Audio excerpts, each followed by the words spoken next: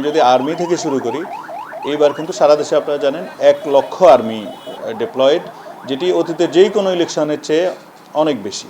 আগে আমরা যতটুকু জেনেছি লেস দেন 50,000 আর্মি ছিল, কিন্তু এইবার আর্মি ডিপ্লয়মেন্ট 1 লক্ষ আর্মি।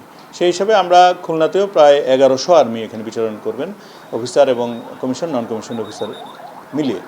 এবার কমিশন অফিসার যারা আছেন তারা স্বয়ংসম্পূর্ণ, অর্থাৎ তারা ম্যাজিস্ট্রেসি ক্ষমতা এনজয় করবেন, এবং পাশাপাশি তারা আইনশৃঙ্খলা বাহিনীর, তো তারা পুলিশের মতো অ্যারেস্টও করতে পারবেন যদি কোনো দুষ্কৃতিকারী বা কোনো অনিয়ম তারা দেখে থাকেন। এর বাইরে রিটার্নিং অফিসার, সহকারী রিটার্নিং অফিসারের সাথে তাদের কনস্ট্যান্ট একটা লিয়াজও থাকবে। অনেকগুলো নোডাল পয়েন্টে থেকে তারা স্ট্রাইকিং ফোর্স হিসেবে কাজ করবেন।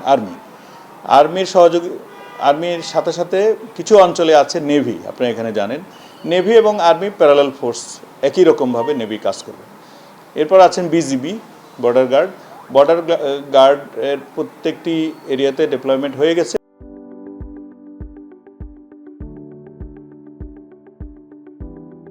এবং তারা কিন্তু এআরও যারা আছেন, উপজেলা নির্বাহী অফিসারদের আন্ডারে থেকে নির্বাহী ম্যাজিস্ট্রেটের কন্ট্রোলে তারা থেকে ইলেকশনে কাজ করবেন অতীতের মতো।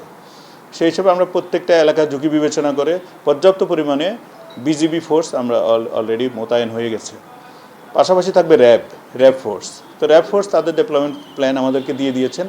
এবার আমরা সকল বাহিনীর ডিপ্লয়মেন্ট আমরা আগে বসে সিরিজ অফ মিটিংয়ের মাধ্যমে আমরা সেটি সম্পন্ন করেছি, যাতে কোনো ওভারল্যাপ না হয় অথবা কোনো পকেট তৈরি না হয়, অথবা কোথাও যাতে আনঅ্যাটেন্ডেড না থাকে, সেটি কোথাও হবে না ইনশাল্লাহ। তাছাড়া আছে ব্যাটালিয়ন আনসার, তারা সশস্ত্র থাকবে এবং ম্যাজিস্ট্রেটের নেতৃত্বে তারা কাজ করবেন, নির্বাহী ম্যাজিস্ট্রেটের নেতৃত্বে। আর যারা ক্যান্ডে যায়, যে আনসার বাহিনী থাকবে, ওখানে প্রায় 13 জন করে আনসার থাকবেন। আর প্রত্যেকটি কেন্দ্রে 2 জন 3 জন করে পুলিশ থাকবে, পুলিশ সদস্য। এবং ঝুঁকিপূর্ণ কেন্দ্রগুলোতে আমরা বেশি পুলিশ দিয়েছি, এবং যেখানে আপনার আর্মি ডিপ্লয়মেন্ট নাই সেখানে পর্যাপ্ত পরিমাণ পুলিশ ফোর্স থাকবে, আর কোস্ট গার্ড থাকবে, এবং কিছু কিছু জায়গায় নৌ পুলিশও কাজ করবে। তো এই সার্বিক যে চিত্রটা, যেটি আপনাদেরকে আমরা বললাম, ঐতিহাসিকভাবে খুলনা কিন্তু গোলযোগটা কম হয়। ঐতিহাসিকভাবে আমরা ডেটা অ্যানালাইসিস করে দেখেছি, এবার আরও হবে না। কারণ হচ্ছে অনেক দিন পর ভোটার যারা আছেন, প্রার্থী যারা আছেন, তাদের মধ্যে একটা উৎফুল্ল ভাব আমরা দেখতে পেয়েছি, এবং গণভোটের ওনারা আগ্রহী, এবং অন্যান্য যেই প্রস্তুতিগুলো আছে কন্টিনিউয়াসলি আমরা সম্মানিত প্রার্থীদের সাথে কথা বলেছি।